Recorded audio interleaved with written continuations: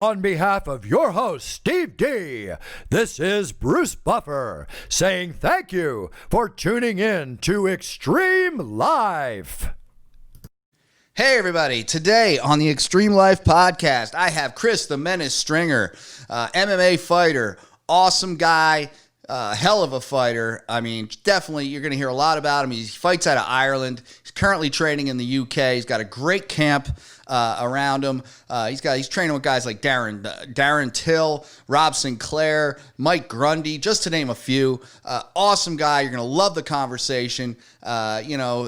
Brilliant future coming up for this guy, and possibly, hopefully, in the UFC. I'd love to see him there. I think he'll be a great addition to that in the lightweight division. So check it out. Here it is, coming to you from the Xtreme Lyfe podcast. And now, this is the moment Xtreme Lyfe fans around the world have been waiting for. It's time!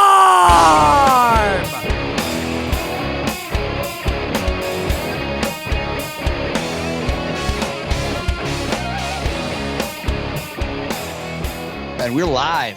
So how you doing? You're doing all right? Hang in there. I'm good.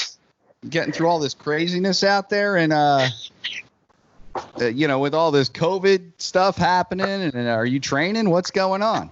Yeah, I've still been training. Not as much, obviously, as what I'd like. A couple of the guys have fights coming up, so still getting in, doing a little bit. Obviously, you have to be careful with how many people you can train with, and it's just doing a little bit what I can, really. The odd few runs, just the same as everybody, really. Yeah, it's killing me, man. There's no jiu-jitsu. I'm dying over here, man. We can't, there's no social distancing with jiu-jitsu, And you're right on top of someone. It's the opposite of social distancing. It really is. But, it's driving me crazy because it's like, you do what you can by yourself with a grappling dummy, whatever the hell you're trying to do. And it's just not the same, it's hard. I'm hoping things go back to normal soon, man, because it's like, we need to. I know you said you got a couple guys with fights coming up. You just had a fight not that long ago. And congratulations on the victory. Thank you. I think it was a choke, right? Yeah, rear naked choke. March 7th, just before, the week before all our lockdown happened here. So I got in there, snuck in, got a fight in. And that was maybe 2 years since my last fight before that, I think. So managed to get one in. Yeah. So I'm happy with that. Yeah, and 2 victories. You're on the last one you had 2 years ago was a victory as well. So that's great, man. You're on a roll here, and hopefully that continues and you keep going. Any prospects for the next fight, or what do you have going on? Just whenever. I don't know, to be honest. I was supposed to fight last Sunday, actually, in my hometown in Belfast, but obviously all this got cancelled, so that would have been my first fight in Belfast in about 7-8 years. But that's a bummer, but hopefully get 1 or 2 in before the end of the year. As long as lockdown lifts, I'm just gonna try and keep staying fit and then hit it hard as soon as the gym's open and get ready to go. Yeah, you have to. So what does it look like when you prep for a fight? Like, so say you got a fight coming up. What does that look like when you go into camp? What is that? Just so it's like I said, everybody has a different methodology, and I want to kind of understand that. I'm usually in the gym most of the time anyway. Okay. I have a lot of guys, a lot of training partners, and they have fights, so I like to get in and help with them. So I'm usually not too far out of fight camp. I'm usually about 4, 5, 6, 7, 8 weeks away at any given time. So if someone comes up and says there's a fight in 4 weeks, would you be ready? Yeah. So the majority of the time, I'll be ready to go. So I obviously with anything, the longer the better, so you can get it in, go through the motions, get your weight down. Yeah. That's what it's not. Unfortunately, MMA is not like that though, is it? It's just fight 4 weeks. Do you want it? Yeah. Yeah, it's like I was talking to James Gonzalez, who won the CFFC featherweight champion championship against Pat Sabatini. I don't know if you saw that fight, but he took his arm out pretty good. He like it was all over the internet for a minute. I mean, he just got him in a triangle and just the arm just triangle arm. I seen that. Yeah, man, and from the bottom. Got him from the bottom in a triangle armbar, and basically, and kudos to Pat, because Pat was like, he didn't even tap, man. The guy's arm was broken backwards. I don't think it was actually broken, but it looked like it was pretty bad in the thing. But he didn't tap, and the funny thing was he took that fight on like 6 days' notice, and it was like, he didn't have much time. But you know what? Sometimes that's actually not bad, because you don't have to worry about too much. You don't overanalyze, you don't overthink, you don't spend too much time worrying about one thing. You just got in there fresh, bang, job done. Sometimes it is a benefit. It just depends. The anxiety doesn't build up, right? You don't get that fight, like I got 2 months and then I'm fighting for the championship. And that constant thing on your mind. Yeah. That could take you out, right? You get in there and you psych yourself out. And, someone once said to me, you're only fighting against yourself generally. Yeah. The other guy's just in there. You're trying to do the same thing. Yeah. You're trying to battle yourself. Yeah. And you got a lot of great training partners out there. I mean, I was looking through your team roster there, man. You're training with Darren Till. I mean, what's that look like, man? That's got to be terrible. Insane. Terrible.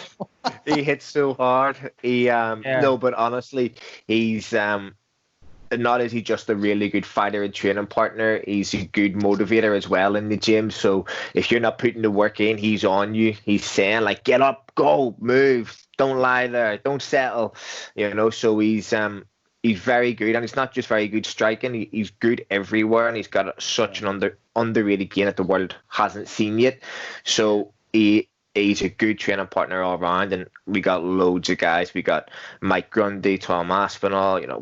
We've had guys in the UFC for a very long time. That's why I moved countries. I moved from Ireland to England to come and train with this team just on that sole purpose alone. And the coach is world class. So I mean, unbelievable. You can't beat it. It's a great team. I mean, and that's and that's a lot of dedication, man. To kind of uproot from where you were. You come from Ireland into the UK. And now you're living there, training with a team, and basically just eat, sleeping, and everything else, just training, right? I mean, that's pretty much it, And that's all you have to do. Yeah. If you want to do it, that's what you got to do. Yeah, it's the commitment, right? And that's something I like to get into too. What motivates you on a daily basis to keep going? Because that's I think that's a huge, I mean, every fighter I've ever talked to, especially on a professional level, and a lot of sports, to get to that point, you need to sacrifice everything to get there. What motivates you? There's two things that motivates me. One, I have that internal battle with myself. I imagine, like most fighters, I've got something to prove to myself and something to keep testing myself and keep going forward. And I want to be the best that I can be. And I know I've got a lot more to give than what I've shown. And the second thing is the doubters, all the people that doubt you and say, oh, you can't do this and you can't do that. You just want to go, fuck you. Yes, I can. I've got it. Like I love that. I love being the underdog. I usually am the underdog. So a lot of people think that if you beat me, you've got a gateway to the UFC, or like use my name to build off. And I like ruining a lot of people's parties. To be honest, I love doing that. Yeah. No, because that's it. You got to keep going, and you got a lot of, obviously your heart's in this. You give up a whole lot for it, so you just want to go and make it happen for yourself, right? I mean, is that something you see yourself at some point in the UFC, fighting down the road? Yeah. So you definitely. Of course, that's everybody's dreams to be in the UFC, isn't it? Yeah. To be honest, though, when I was younger, my goal wasn't UFC. My goal was Pride. When I first started training, I wanted to be Pride champion, and because of I love the rule set, and I love the Japanese culture and the whole honor thing, and but that's gone. So that's not really. I mean, UFC is kind of the big show at this point, and I think it's going to be that way for a long, long time. I mean, if you were to say something to Dana White right now, what would you say? If you need an exciting fighter, just throw me in. I'm always ready to go, and I never say no. So I'm easy to work with. So just call me, and I'm ready to roll no matter what. Yeah. And that's so. Do you have any? I know a lot of fighters talk, and one of the hardest things about getting ready for a fight, I think, is maybe making weight, getting that weight cut or that gain or whatever it is you have to do, moving up and down divisions. I mean, do you find that that's a hard thing for you, or does that? Not really. I've been competing since I was 16 years old. I'm now 33, so it's all I've done. So when I was young, I used to fight at 61 kilos, so 140, and then as I got older, I went up to featherweight 145, and now since it was about 1920, I've been a lightweight, and I've been that way since. So I filled out a little, haven't got much taller, so I'm not a welterweight. They're too big for me, so I don't find it hard. As I've got a little bit older, I have to prep a little more in advance, so we just can't rely on getting up and doing cardio. Got to be a little bit more strict with the diet. But other than that, no, it's I've never missed weight ever out of, that's great. I don't know, 50 odd fights. I don't think I've ever missed. Well, I know I've never missed weight. Yeah, no, that's great, man. Because that's, like I said, I talk to a lot of people and they struggle with that. And that's what amazed me about talking with James. When I talked with James, he was like, I lost 16 pounds in like a week. I was like, that's easy done. Yeah. I mean, it's not fun, but it could be done.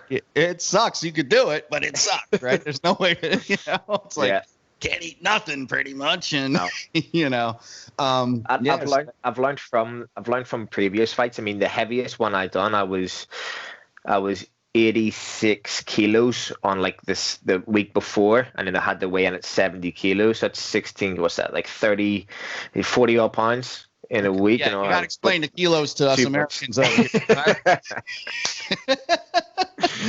We're all screwed up, man. We're in pounds, and it's way more complicated. It's okay. In the UK, it's usually done in stone, which makes no sense either. So I'm like, I weigh 16 stone. I don't even know what that is. I don't even know what the hell that means. What's stone? How big's a stone? I don't even know. I think I got stoned once when I was younger. But I don't know when you're talking about that kind of shit. I don't know. But it's so like I said, the weight thing is definitely sometimes it amazes me how people make these weights in such a short notice, and that kind of thing. And you said you've been competitive for, how long? And forgive me that I don't know, but what styles are you, are you jiu-jitsu, you Muay Thai? What are you trained in? A bit of everything. I prefer Muay Thai. Muay Thai would be my preference, especially so you like the way to win a fight. Yeah. Usually, though, most of my opponents know that, so they take me down, and I usually catch a sub or scramble back to my feet. So that's usually how the fight goes. I mean, it's no secret, but at the end of the day, I am an MMA fighter, so I can do it all. I can wrestle, I can grapple. Purple belt at the minute, so I'm not scared of any. I can clinch, I can grapple, I can use the fence. It doesn't matter. Yeah, and let me tell you something. I mean, in your wins, just going through your record, you got 9 submissions. Right? At least that's what I'm looking at. I like 9 submissions for a stand-up guy. That's pretty good for a stand-up fighter. On your professional. When you hit people to curl up on, sometimes you just give you a neck and you just go, oh, that's mine. Yeah. That's what I said. That's what I tell people when I'm rolling with them. I'm like, stick something out, I'm gonna get it. if you're not. I'm not fussy. I'm not fussy. If you leave it there, I'm taking it. That's great, man. I love it, man. But so what would you say the most difficult, if you had to say a difficult opponent, what would that be? What would be a difficult opponent for you? Somebody who wanted, and I don't want you to say too much to give up your game, man. Give anybody any pointers on how to take you out. But what gives you trouble? Boring fighters, to be honest. People who play it very, very safe. And that can be in any aspect. That can be a striker, a wrestler, a grappler.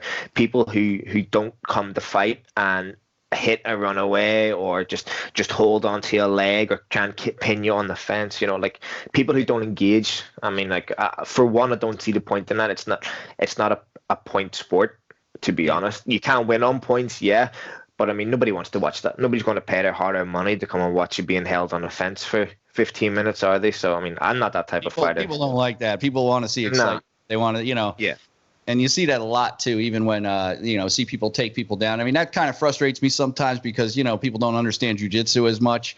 And when you see a fight that's a big ground game, people are like, stand them up, stand them up. I'm like, they're not going to stand them up as long as they're working.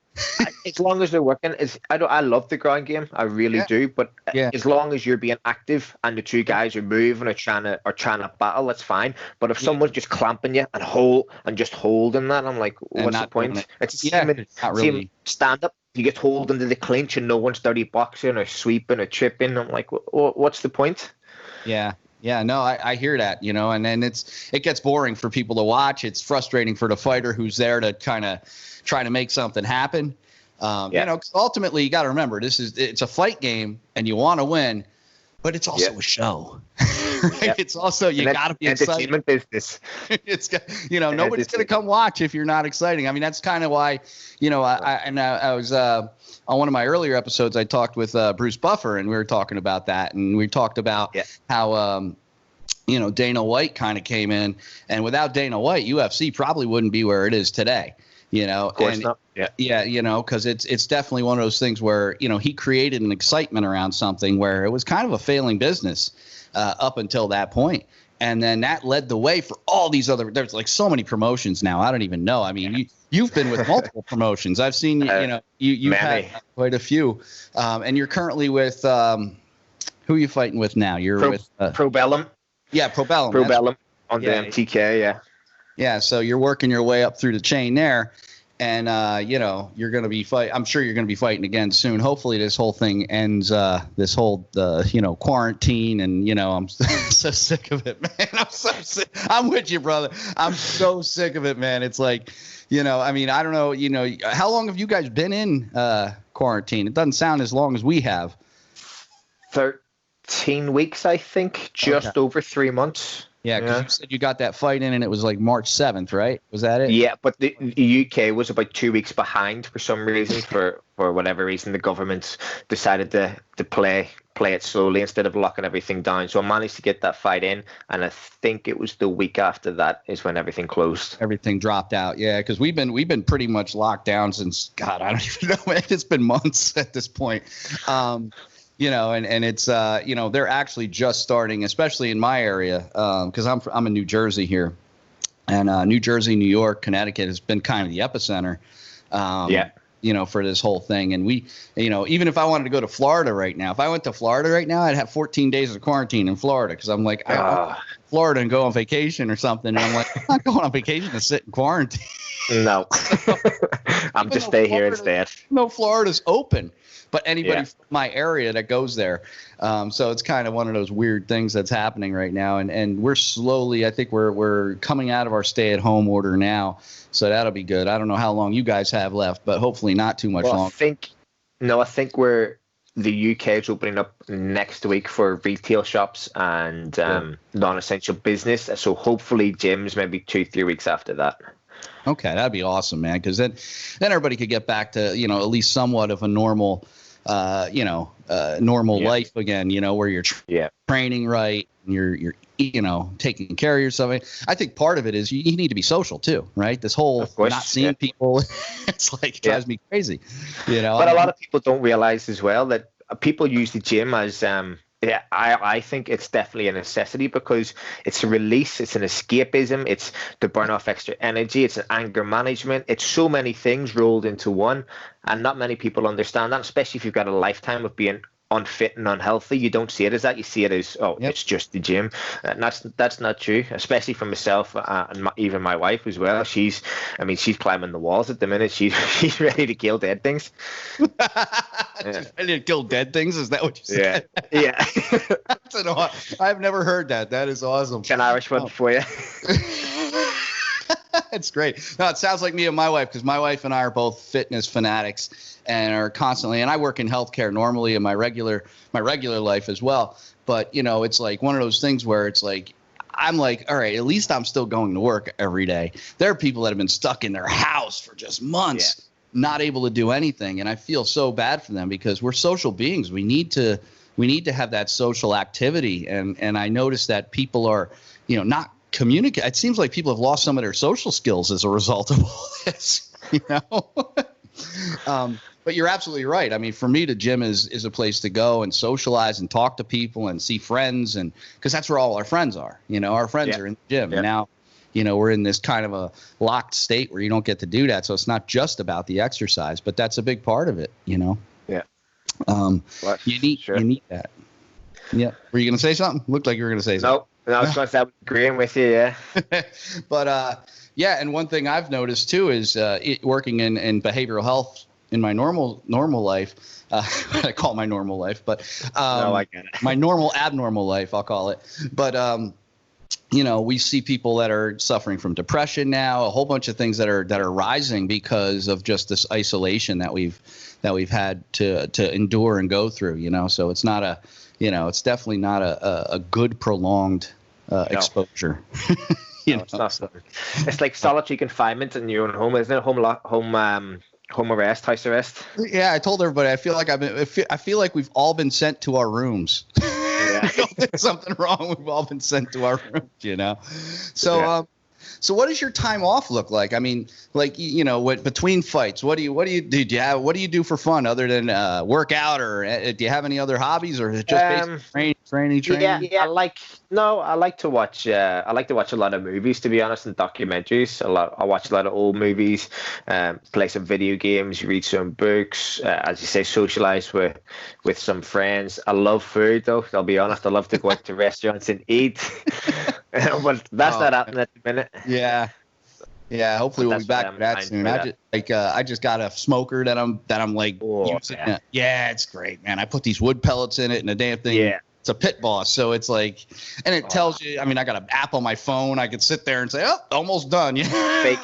Big rack of ribs in there, 14 hours smoke or brisket. Oh, just let it go, man. Just let it go, and it just basically by the time and then it just falls off the bone. It's awesome. Now you're talking. Oh yeah, man. I hot sauce all over it. Yeah, it's what I've. This is what I've done when we've been. This is what happens when I get stuck. I can't go anywhere. I do stuff. I'm like, I need to figure out a way to make some great food here. So that's what I did. But so I mean, you've had a lot of experience. You want to get to the UFC. Who do you see yourself really? I mean, who would you like to fight? What would be a good fight for you? Do you think in the UFC? In the UFC, or anybody in the lightweight division. See, to be honest, I don't care. I honestly do not care who I fight. It could be you could be the best in the world or the worst in the world, and at the minute I'm going to run through everybody. I'm at the stage where I want to fight, and if you're in front of me, you're blocking my path, and I just want to get you out of there to move on to the next one. So, There's loads of guys. I mean, see, to be honest, I think most of the lightweight roster isn't outstanding. Obviously, the top 10, top 15 are really good, but below that, I don't think there's a whole bunch of killers the way there used to be. So, and I've got I think I have a lot more experience than a lot of those guys. So I don't see many of that list giving me any huge problems. Okay, good, man. That's awesome, because I'd love to see you get into the UFC and do some fighting, man. Maybe Dana will see this and say, all right, you want to give it a shot? Let's go. That's the idea. Well, that's why I wanted to give you that, if you could say anything to Dana White, what would it be? Because, you never know. You never know. But, I'd love to see you go in there and kick some ass in the UFC, because I definitely think you'd be, I mean, you got amazing training partners. You got a great team out there. You got a lot of skills. You've been doing this a long time. You're on a bit of a streak right now. How you doing? I know you had a surgery in 2018. How you feeling? Good. I'd done a lot of damage to my shoulder, and it took about a year to get the surgery, and then it took a year to recover from that. But the doctors knew what I'd done. They said, with professional fighting, and they said, look, with this type of surgery, that we doubt you'll ever fight again, because it's. How did that feel hearing that news, man? Well, when he said that, I looked at him dead in the eye and went, "You're wrong." I said, "You're wrong." And obviously you're not supposed to question a doctor, are you? Like, they know better than you. And yeah, they do know better than me. But I looked at him and I was like, no, there's no way. I've not come this far just to come this far. Yeah. So I looked at him and I was like, okay, we'll see. So I was really concentrated on my rehab, done my rehab 3 times a day, every day, and gradually got movement back into it. I mean, it got this stage where at the stage I couldn't lift my arm past there, and now I've got full range of motion and back, no injuries, no pain, no nothing. So I can throw my jab, I can throw a hook, I can throw strong shots, I can be put in a Kimura and fight out. So I mean, I'm happy that it got fixed, and I'm happy that I've recovered and come back to fight, because as I said, it wasn't supposed to happen. But then I proved them wrong and said nope. Hey, you went against the odds, man. I mean, that's pretty heavy stuff when someone tells you, hey, you know what, your dreams are pretty much squashed. You know, because that's pretty much what they're telling you when they tell you that. Because you know, I mean, you've been a fighter your whole life. I mean, that's what you do. Yeah. And for someone to tell you that, it's got to be, you know, number one. I mean, well, go ahead. That lit a fire in my belly again, to be honest, because I would maybe having a fight here and a fight there, and then I get injured or I get sick, and it was a long time in between fights. So when he said that, that fired me up to get, and I was just like, no, we're going back on to the game. We're going to have another solid run, and we're going to keep going. Yeah, you're like, fuck you, man. I got to get that. Yeah. That's exactly it. Yeah, I'm not taking that shit from anybody, you know, and that's, you know, that's awesome. That's part of what makes you a fighter. That's part of what makes you, you know, that's the, you know, the motivation behind who you are is, you know what, you have to go through that adversity, I think, to get to, you know, to be a champion, you know, to be somebody who's going to end up in that position. I think most fighters, though, have to go through something like that. I mean, I doubt you could name me a fighter that hasn't been through a surgery, to be honest. Oh, yeah. I mean, everybody that I know has been through a surgery. Not at a professional level, anyway. Yeah, it's part of the game, and I think it's how you deal with it mentally is what helps you go forward. And if you're not strong enough mentally, that's when most people quit. And then if you are strong enough, you can push through it. And I mean, everybody I know's had at least one surgery. Oh yeah, it's kind of par for the course. I mean, you know, even you could take that into just about any professional sport too. I mean, yeah, you know, if you're doing it long enough at that level, you know, I don't know. I know a lot of athletes, man. I spent a lot of time around athletes. I spent a lot of. I'm an athlete myself, not at your level, obviously, but I spent a lot of time training with people and doing a lot of stuff. And you know, if you stay in the game long enough, no matter what professional sport, especially combat sports, because you know, you know, something's got to go. Yeah, you just can't take that abuse for a long period of time without having something go seriously wrong. You know, and then to be able to fight back from that, because that was one of the things. I mean, you had a lot of fights, and then 18, you had a couple of years where you just kind of didn't, and it's because of the surgery, right? It was because of that, you know, recovery. There was that one, and I had a load of other problems. I mean, I got MRSA. I got a couple of staph infections. I had a couple of other injuries. So it was just infections are so common. Pain in the ass. I had to get emergency surgery on that as well. I didn't realize how serious it was, and I went to the hospital. And my leg was swollen, and the doctor gave me tablets. And I was like, I don't feel well after 2 days. So I went back to the hospital and I said, look, this is getting worse. And the doctor looked at me and went, when was the last time you ate? And I went like, I don't know, 4 hours ago. And he went, okay, don't need anything. We need to prep you for surgery. And I was like, what? I had to get rushed into surgery. Wow, man.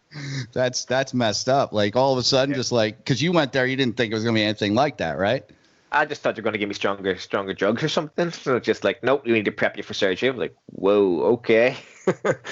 Oh man, that's messed up, man. Because it's like, staph infections are bad, man. I've seen some horrible staph infections, and unfortunately, it's very common, especially in jiu-jitsu. Or any combat sport where you're like having a lot of contact. MMA, you're having a lot of contact with somebody else. Because if one person has it, you know, and honestly, it's just a break in the skin. Yeah. Any little break in the skin, and that's it can get in. So yeah, it just needs to find a way in the door. Once it finds a way in the door, and then that stuff's like hard to get out, man. And if you're, it's hard to get rid of it. It definitely ain't easy. So, Yeah, thankfully, I mean, I've been doing, training MMA, jiu-jitsu, Muay Thai. More recently, I've gotten into Muay Thai. What got me into that is I was talking to a lot of different Muay Thai athletes, and I was like, I want to get a little more into my striking. And I haven't really, I've rolled for a long time and been into jiu-jitsu for a long time, but haven't really been, I thought I was a decent striker till I started. It's a different fitness. Yeah, it's a different fitness. And even when, like, minute 3, just holding your hands up, you're going, yeah, this is getting hard. Yeah, you start dropping your guard, and you're like, and then you're getting clipped. You're like, oh Jesus! Yeah. And you put your hands up too high, and you get hit too low, and and then getting hit with a teep all the time. It's like Jesus. Like someone's stabbing you. Yeah, it's just like constant. I'm like, oh man, one of those things is like, that's what I love about it, though. It keeps you humble, right? That's one thing I love about combat sports. Most athletes I speak to in MMA or any kind of combat sport is there's a level of humility, because you're just, even though hey, I want to go kick somebody's ass, I want to fight, but outside of that, it's like, you know what? I know where I'm at.